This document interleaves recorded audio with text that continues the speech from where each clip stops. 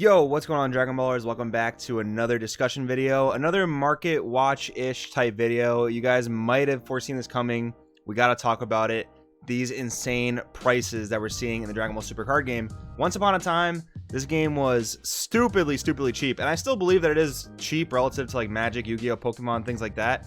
But we're seeing a period right now, at least for a short span, where prices are insane, and I feel like we just need to talk about it, maybe give you guys a few good practices as to how to look at buyouts and how to kind of avoid them and how to look at them so that you can be part of the community that helps them come back down to a reasonable price. Because realistically, this is in part the community's doing. You know, if you guys look at the Dragon Ball Super auction group, these cards are selling at these crazy high prices. People are buying Piccolos at 80 a piece, you know, crazy prices, and that has to do with the buyouts being successful.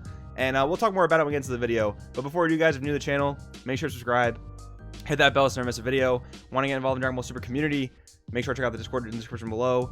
And finally, guys, 3 ways you can help the channel out today. Number 1, the Patreon down below, lots of competitive content for you. Number 2, you've got the YouTube channel memberships down below. And finally, guys, normally I tell you guys, if you want to buy any of the cards you see in this video, make sure you use my link to TCG Player or Beard Collectibles. What I will say right now is do not buy these cards that I'm about to show you guys. Buy anything else that is of a reasonable, fair price. Do not buy these cards, guys. These cards are crazy overpriced. So let's get talking about them. So Piccolo Assimilated Ability, right now we're seeing about $80 per copy. If we scroll down, there is 11 of them for $80 a copy, and then we have 2 of them for $200 a copy. So again, this is just a buyout. So what happens is this card was at one point like $8 at its lowest, like kind of like right when Draftbox came out.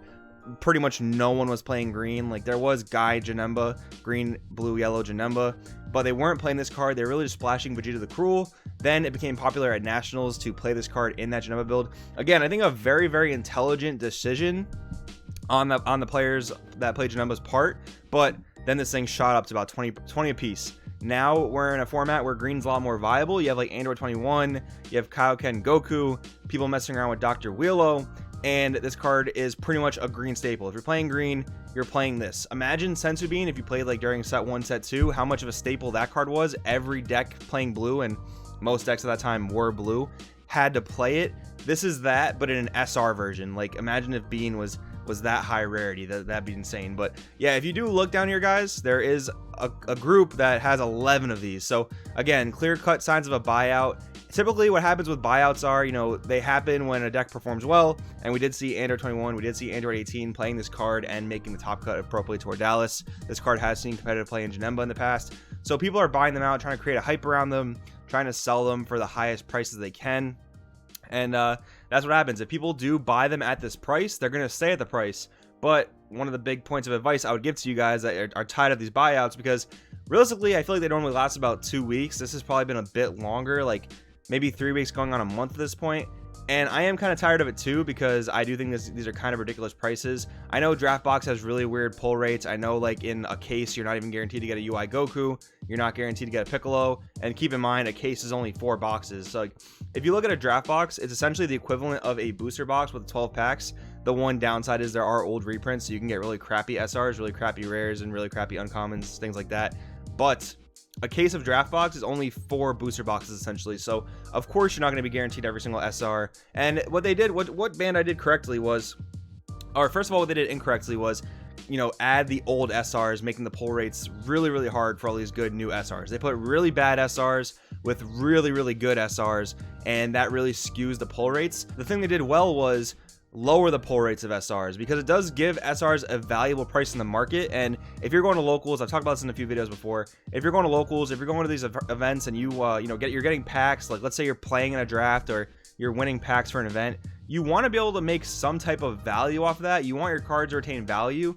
That also helps the game grow, like in a longevity sense. Like, you know, if a card from one of the earlier sets in the game, and Draftbox 4 is still very early in the game, only about 2.5 years into the game's existence, this helps the game create a longevity where cards hold value. You know, in, you know, maybe 5-10 years from now, maybe Assimilated Ability will be a $100 card, but right now I don't think it needs to be a card that is that expensive. But of course, we got to talk about the rest of the cards here. So we do have UI Goku sitting at around $88 per copy for the lowest, it looks like.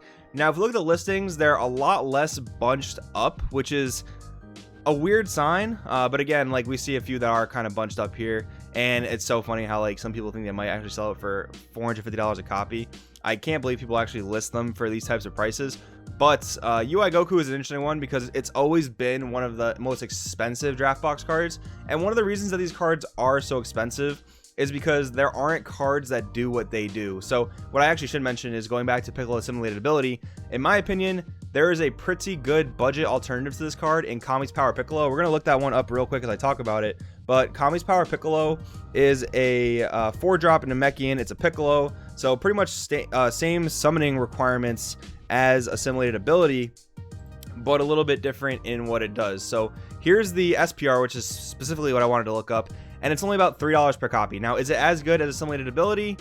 I guess not, because what it does is activate main once per turn, bond 2, you get to choose one of your opponent's battle cards and KO it. It doesn't care about energy cost compared to Assimilated Ability, which only hits 5 or less, but this card doesn't kill on both players' turns, which I would argue against a better player doesn't matter too much, because if you drop Assimilated Ability, I can bet you that a better player is just not gonna, they're not gonna play into it. They're not gonna play the 5 drops or less that just give you free draws off Assimilated Ability. So that's almost like a moot point.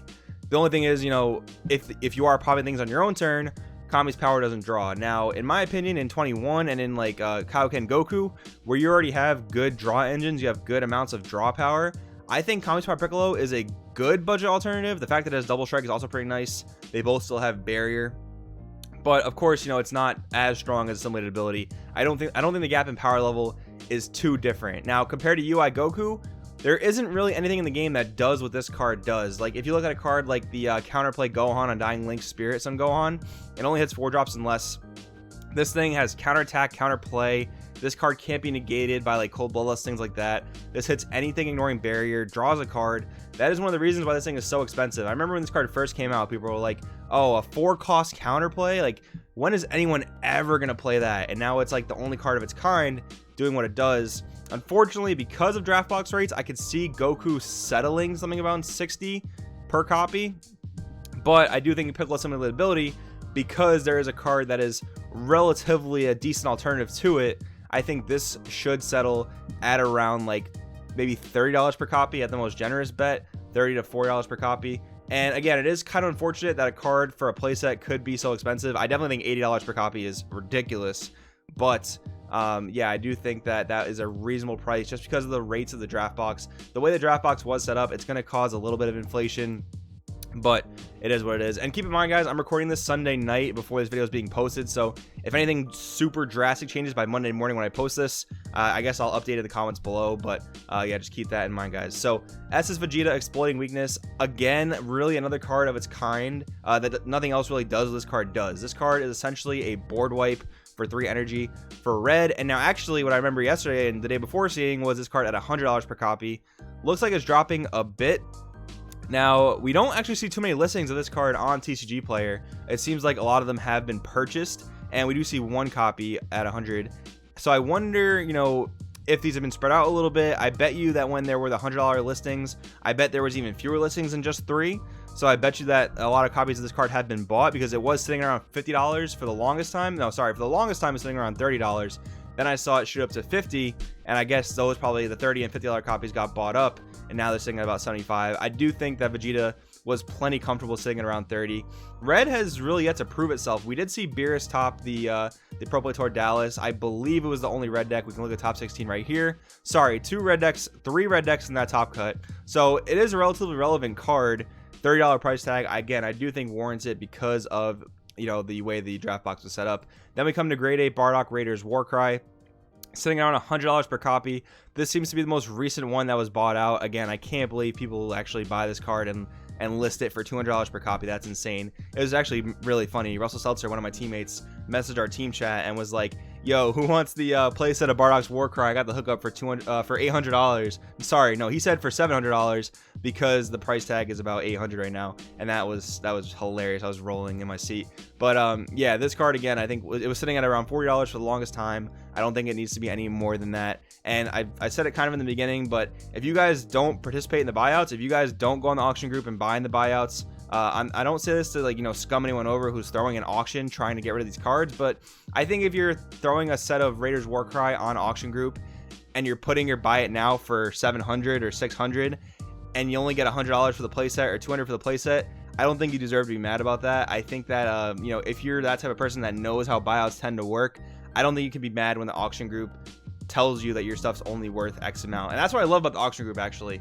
One thing I do love about the auction group, you know, lately people have been buying out these cards because they are super competitive and people want them for their decks, but the auction group tells people what their cards are actually worth. You can put a playset of Raiders Warcry on the auction group, put the buy it now at what, 600, you put the bin up, or you put the bid up, and if you only get 200 for the playset, that's what your stuff is worth, man. That's what the stuff is worth, and I really like that about the auction group. I think that's really, really cool. Kind of seeing like the free market at play. The final thing I want to look at, guys, the final thing I want to look at is the price of the draft box right now, sitting at around $250 per box. Now, if we go down here, we only have 3 listings for a draft box. You know, each store has like a few of them, but 250, 500, and 500. So again, like this is like the telltale signs of the buyout. I know, as far as I am aware, that it was like a kind of limited run. I don't think it's like a one-time run. I do think Bandai is putting out more draft boxes, draft box 4 specifically, as time goes on. I don't think it was limited like Tournament of Power, but you can see that because all these cards have been shooting up in price,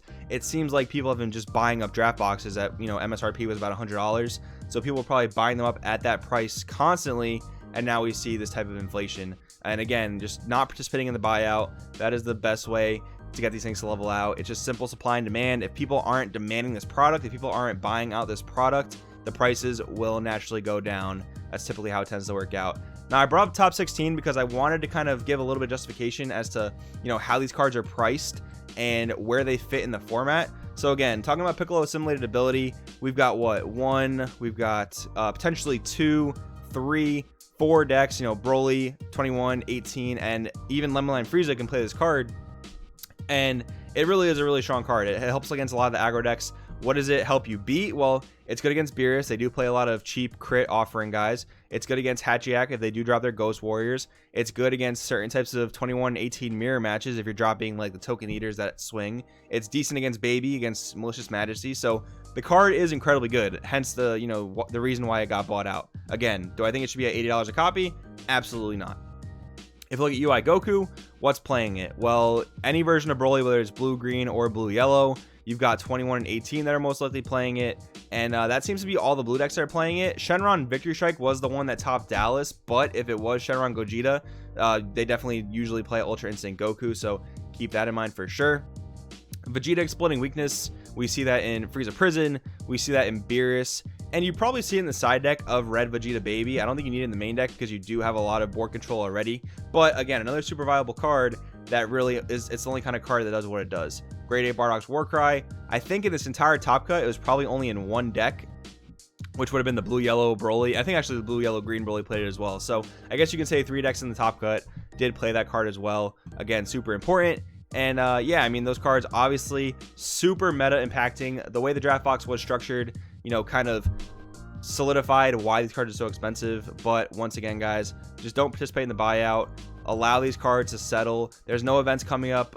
There is Vegas coming up in 2 weekends, which I guess if you need what you need, you got to pay for it. But guys, after that, I can't think of another event that comes up until the Pro Play Tour Championship, which is at the end of January. So use that time to, you know, let these cards settle down. Don't participate in the buyouts, guys. That's my best advice for you for dealing with these crazy prices. And eventually, I think these things will settle down to something much more manageable. But guys, thank you so much for watching. Let me know in the comments below what you guys think about these prices, how you think we could help the buyouts, and I'll see you next time.